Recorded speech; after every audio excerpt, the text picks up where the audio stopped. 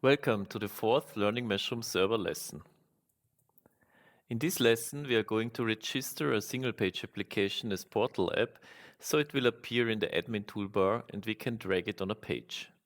We will also discuss how apps can be configured, how they can communicate with each other, and which security mechanisms exist. Furthermore, we will see how the proxy can be used, how theming works, and what the sandbox is. A few things I would like to mention in advance to avoid typical misconceptions. I'm going to use React and Webpack in this demo, but only because it is popular and widely used. You can use whatever framework and bundler you like. Mashroom Portal has no conception of modules or frameworks. It treats app bundles kinda like Kubernetes treats Docker images. Mashroom Portal is no module loader. All apps are strictly isolated. Even if there are several mechanisms to share code between apps, I don't recommend it. At least not for large organizations, where coupling between components and teams is one of the biggest cost driver. Furthermore, loading external libraries always bears the risk of breaking something, because the code might differ from the one used to test a component.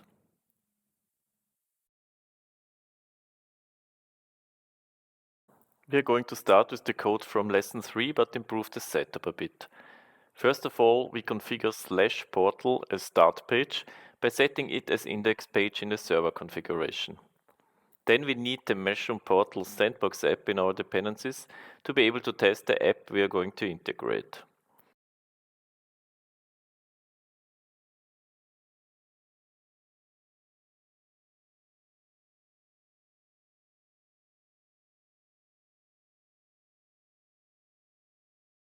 And we also remove the data folder to start with a fresh set of pages.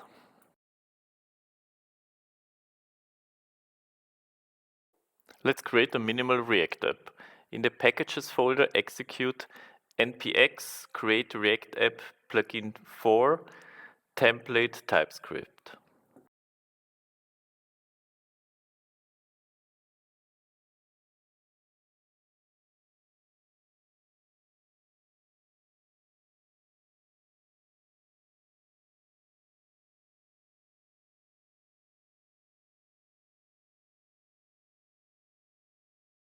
When it is done, change into the new plugin 4 folder and run npm start to run the new app.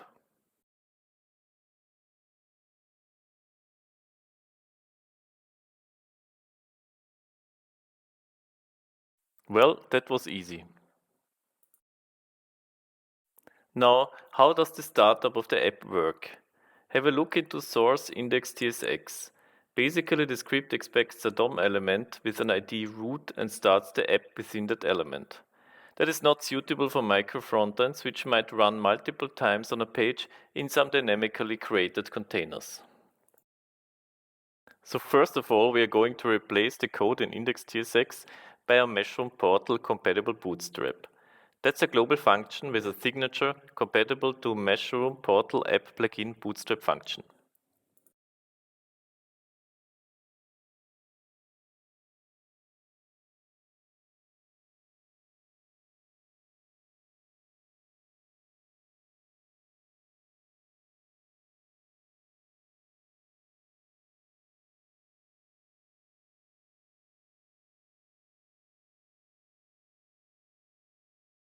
As you can see, the first bootstrap argument is the element the app should run in, so use it to create the render root.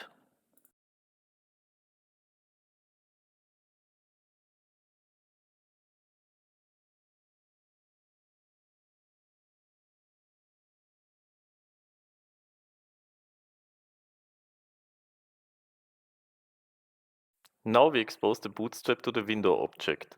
The name of the global property needs to be unique, so make sure it contains the full app name or a project-specific prefix.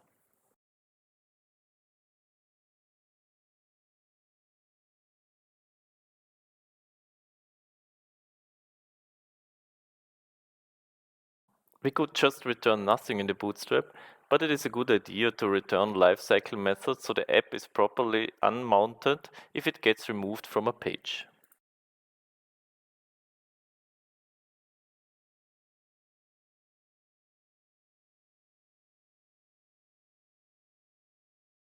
If you check the app, you will see it doesn't work anymore, because the index page doesn't call the new bootstrap function. So open public index HTML and add a small script at the end of the file to fix that.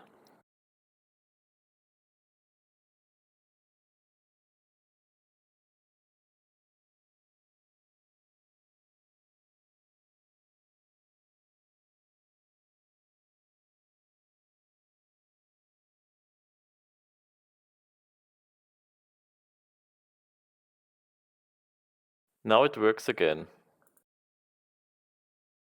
All that's left to do is to add a Mashroom JSON file with the plugin definition.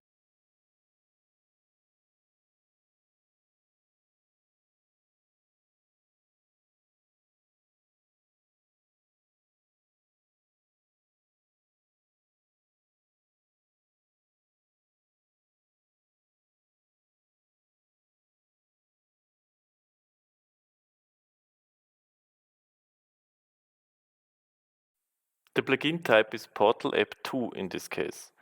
The most important information in the plugin definition is the name of the client bootstrap, which is Start My First App in this case, and the resources the Mashroom portal needs to load.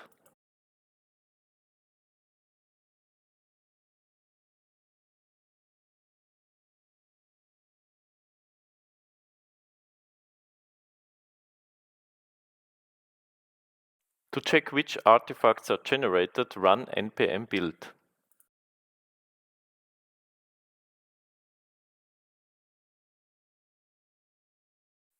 The JavaScript and CSS files are under build static. As you can see, the default setup adds a hash to the file names, so they can change with every build. That is nothing Mashroom portal can deal with.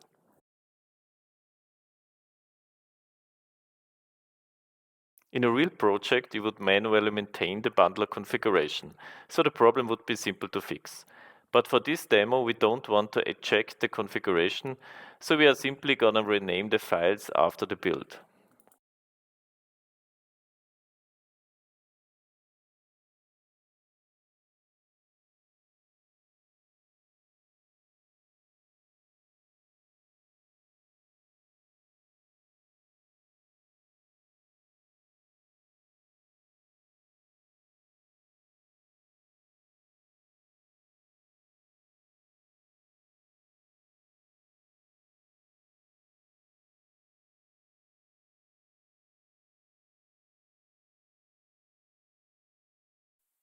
Add the resources to the plugin definition.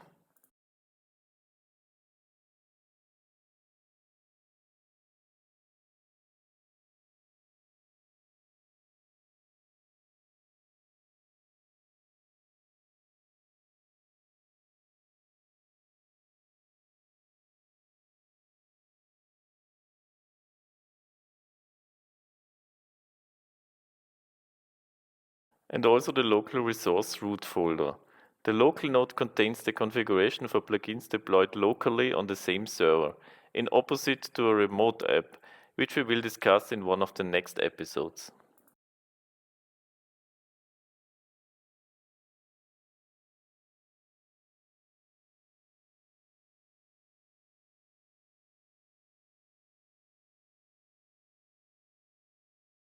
Okay, now try it. Run npm install and npm start in the root folder.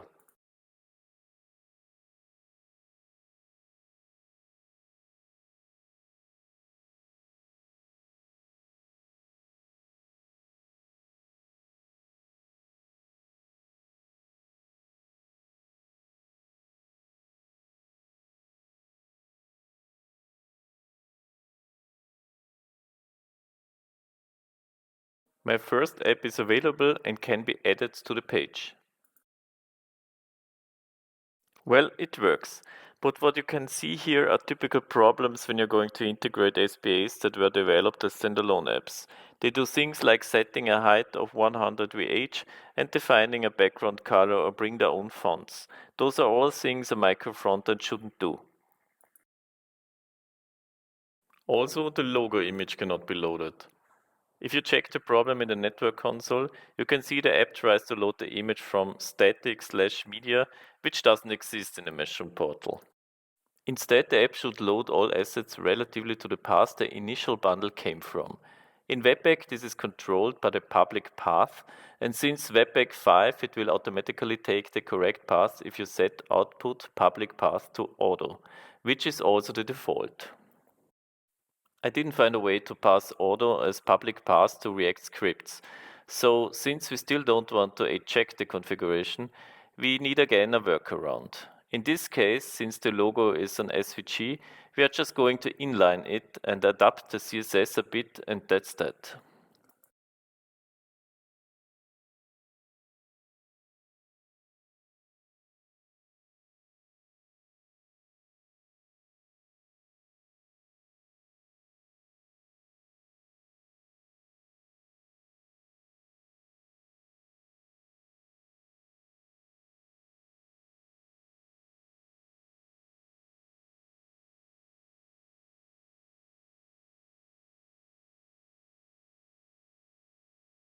For other assets, such as PNGs, we would have to manually prefix the path with the resources base path Mashroom Portal hands to the app via Portal App Setup. But again, most bundlers can automatically determine the correct base path. What else does Mashroom Portal pass to the app? The language the portal runs in, a user object with username and permissions, and an app config object, which can be used to pass specific configuration to an app instance. Let's use the app config to configure a greeting and greet the authenticated user. We pass a greeting and the username to the app component and add it to the rendered output.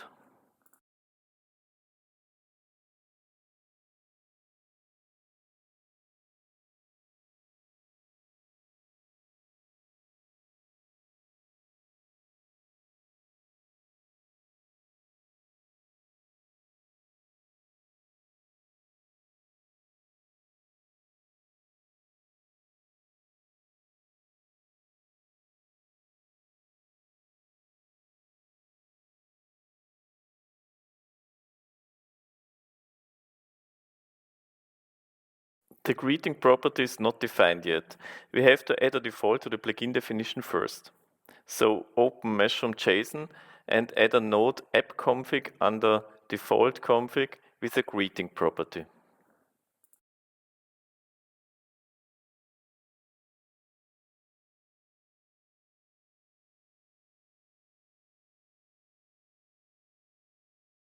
And now you can use the Admin Toolbar to change the default configuration. And you can even add the same app again to the page with a different greeting.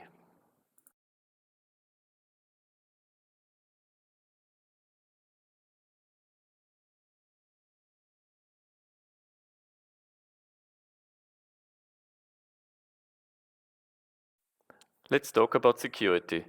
We already discussed last time how to restrict an app to some roles by setting a permission via Admin Toolbar. But what about loading an app dynamically? How can we prevent that some unauthorized users load our app via JavaScript API? You can do this by setting default restrict view to roles in the plugin definition. Sometimes we need some fine-grained security within an app, like show a button only if the user has a specific role. We can do this by defining role permissions in the plugin definition. Let's define a permission hide learn React link, which should be true if the user has the role administrator.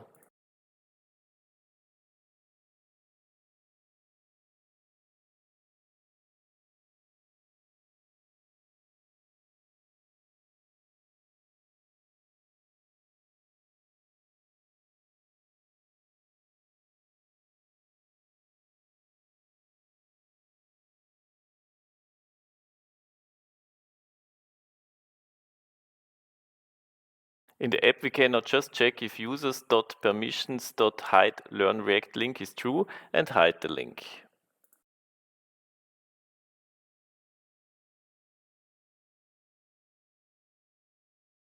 And after the reload, the link is gone.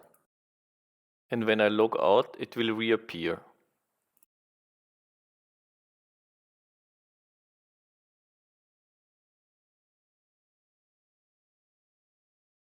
Now it's about time to fix the styling. Theming is a notorious complicated problem if you use independently developed micro frontends. They should work standalone, but also adapt to the theme if integrated as micro frontend. The simplest way to achieve this is to use CSS variables exposed by the theme or by defining custom variables for fonts and colors. First of all, we get rid of the min height of the app header class. Then we want to have the same background color and the same text and link colors as in the theme. In this case, we use existing Mashroom default theme CSS variables. You can check them in the browser developer tools.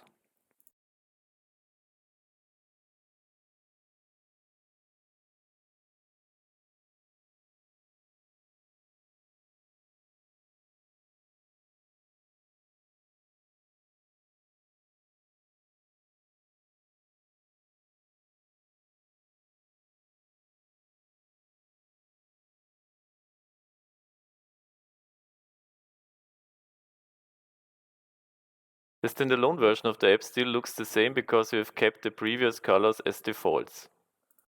Okay, now it's time to load some data.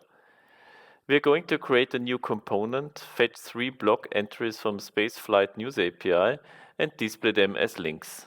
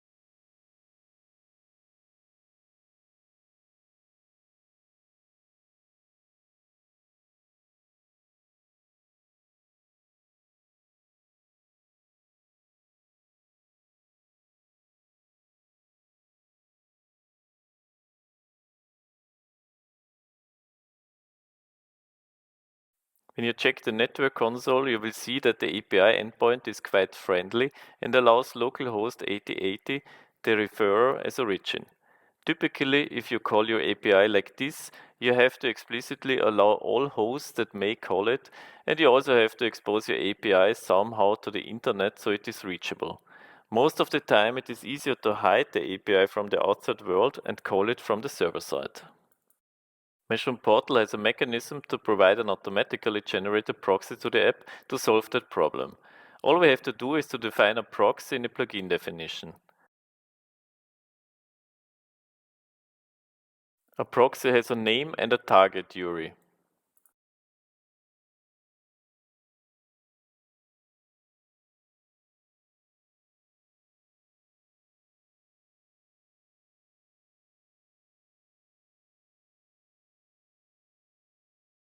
As you can see, you could also define a role-based restriction here. Tip: if the API requires authentication or extra headers, you have to create a HTTP proxy interceptor plugin or use one of the existing ones. Check the documentation for further information. Let's pass the proxy to our component and leave the direct URL as fallback for the standalone version. In general, you should always care that the app still works standalone and can be integrated somewhere else as well.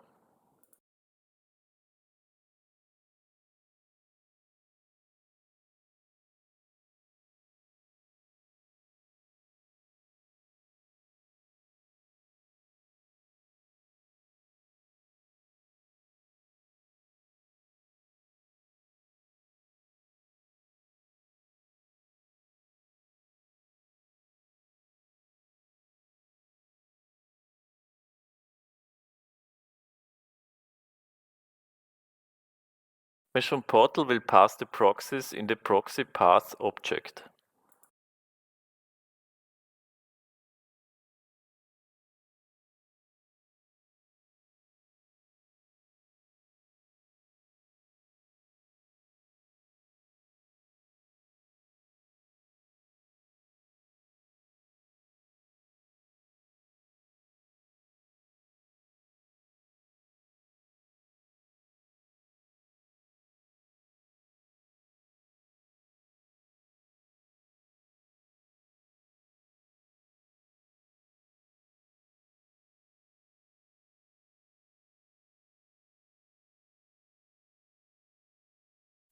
After the app reloads, you will see the blog entries are now fetched from localhost. Simple like that.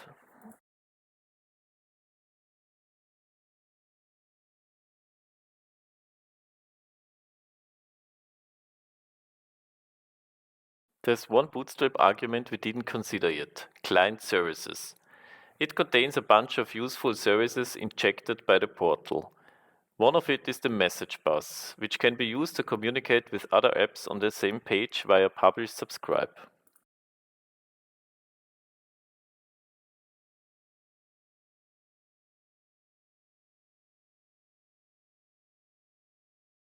Let's subscribe to some topic and show an alert if a message arrives.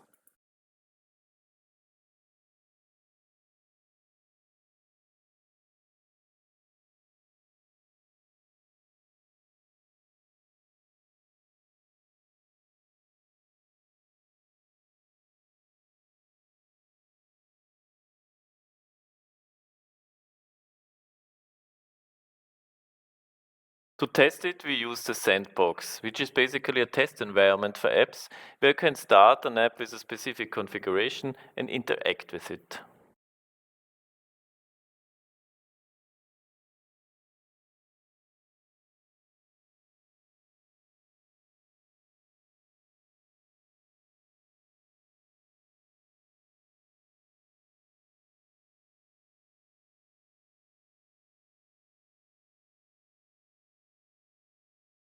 Now send an empty message to the topic "something happened" and an alert will appear.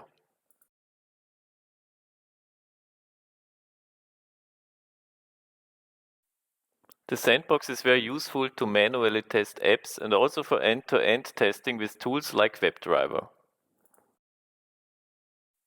And that's it. I think we covered most aspects of the integration of SPAs into Mashroom Portal. Some final notes. You should remove everything global from your app when using it as micro frontend, such as polyfills, fonts, or global styles. Since CSS is always global, you should prefix all classes to avoid conflicts. You could also use CSS modules to get hashed class names. If you're using global state, make sure a new one is created for every instance of your app. Otherwise, two instances on the same page would share the state. Try to avoid a login to Mashroom Portal. Make sure your apps always work without the extra data and services injected by the portal. You can find the source code for this lesson in a public Git repository. I will add the link to the comment section.